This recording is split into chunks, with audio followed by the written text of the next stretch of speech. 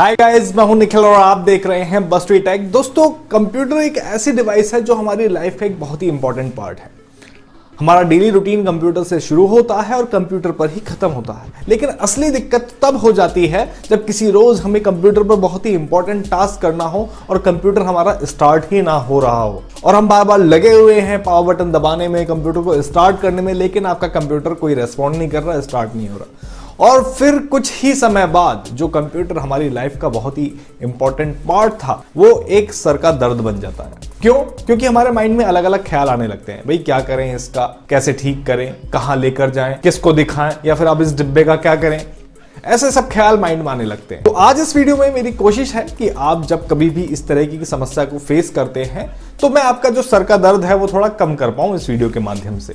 और इस वीडियो में मैं आपको बताऊंगा कुछ ऐसी ट्रबल शूटिंग जो आपको इस केस में करनी चाहिए जब आपका सिस्टम स्टार्ट नहीं हो रहा हो। कंप्यूटर चलते चलते बंद हो जाना एक अलग बात है, लेकिन जब आप कंप्यूटर ऑफ करके सोए हैं या फिर ऑफ करके कहीं गए हैं लेकिन वापस से जब आपने स्टार्ट किया और वो स्टार्ट नहीं हुआ तो वो एक अलग सीन है। तो यहां पर हम ट्रबल शूट कर सकते हैं। और क्या क्या ट्रबल शूट कर सकते हैं, चलिए देर नहीं करते हैं, सीधा शुरू करते हैं। सबसे पहले बात करते हैं नंबर 1 की। अगर किसी रोज आप कंप्यूटर का स्टार्ट बटन दबाते हैं और वो स्टार्ट नहीं होता है, दैट मीन कि पावर सप्लाई ही आपके सिस्टम तक नहीं आ रही है। ऐसे में आपको अपने सिस्टम की पावर केबल चेक करनी चाहिए, कहीं वो लूज तो नहीं है या फिर डिस्कनेक्टेड तो नहीं है। क्या पता लास्ट टाइम किसी बच्चे ने आपके या फिर घर में कोई किड है उसने छेड़ दिया हो और वो लूज हो गया हो। कई बार आपको पावर केबल निकालकर साफ भी कर लेना चाहिए एयर प्रेशर से या फिर फूंक मारकर, और फिर लगाकर चेक करना चाहिए। ज्यादातर केसेस में पावर केबल एक इशू हो सकता है, इसलिए अगर आपके पास एक स्पेयर पावर केबल है आप उसको चेंज कर भी देख सकते हैं। दूसरे केस की बात करते हैं जिसमें आपको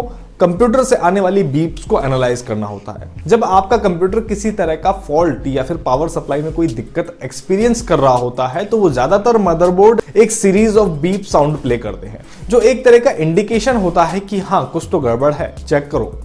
अब ये कोड सभी बोर्ड के लिए अलग हो सकते हैं। लंबी बीप के लिए एक एरर अलग होता है, 2 बार बीप आए तो एरर अलग होता है और 3 बार बीप आए तो एरर अलग होता है। अब ये एरर क्या होगा और उसकी ट्रबल शूटिंग क्या होगी ये आपको मिलता है मदरबोर्ड की मैनुअल में। ठीक है, अगर आपके पास मदरबोर्ड की मैनुअल नहीं है तो आप मदरबोर्ड की वेबसाइट पर जाके वहां से मैनुअल डाउनलोड कर सकते हैं और फिर ये ट्रबल शूट कर सकते हैं। बात करते हैं केस नंबर 3 की।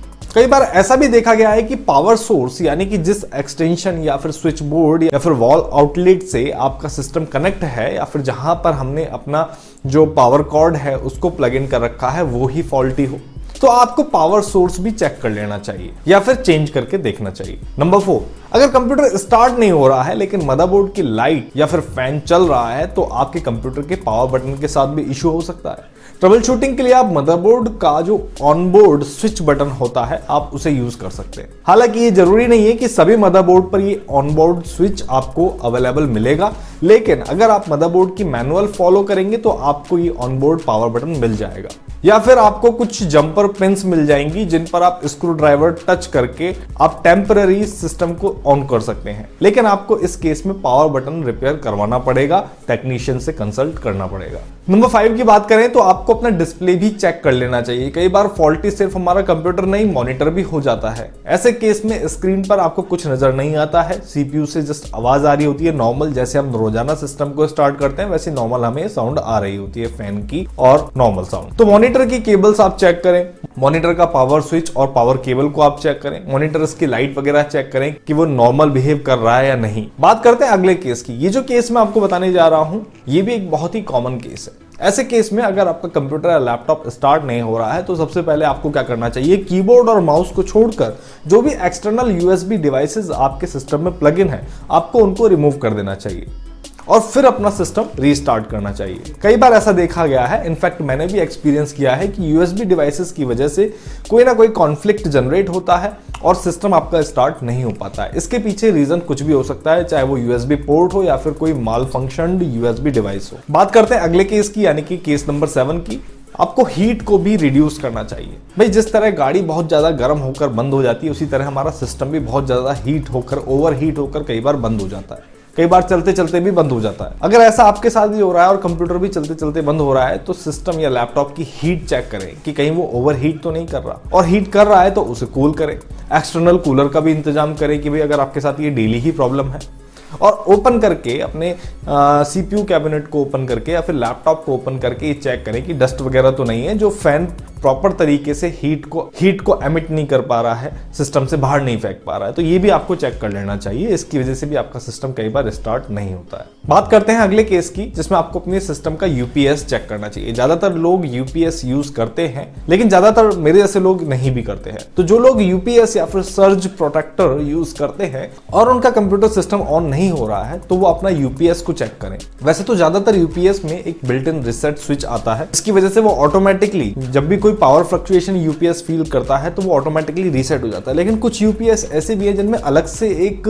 रीसेट बटन आता है, जिसमें कोई भी पावर फ्लक्चुएशन या फिर बहुत ज्यादा वोल्टेज या फिर बहुत ज्यादा लो वोल्टेज आने पर आपको वो रीसेट बटन दबाना होता है, और वो रीसेट बटन दबाने के बाद आप अपना सिस्टम ऑन कर पाते हैं। इसके बाद जो अगला ट्रबल शूट आप कर सकते हैं, नंबर 9, जिसमें आपको अपनी CMOS बैटरी चेक करनी चाहिए। इसमें आपका सिस्टम तो ऑन होता है लेकिन वो बूट नहीं हो पाता। अगर CMOS बैटरी आपकी डेड हो जाती है तो एक तरीके से आपके कंप्यूटर की याददाश्त चली जाती है, डेट और टाइम वो भूल जाता है, रिमाइंड नहीं कर पाता। और इस वजह से आपके जो सिस्टम का जो OS है वो क्या करता है, कंप्यूटर स्टार्ट करने पर एक कमांड आपके सामने शो करता है कि भैया F1 दबाओ और अपने सिस्टम को रीस्टार्ट करो। लेकिन आप बार बार दबाते रहते हैं, वो रीस्टार्ट नहीं होता, बार बार बूट फेलियर होता रहता है, जिसकी वजह मेनली यही होती है कि आपकी जो सिस्टम की CMOS बैटरी है वो खराब हो चुकी है।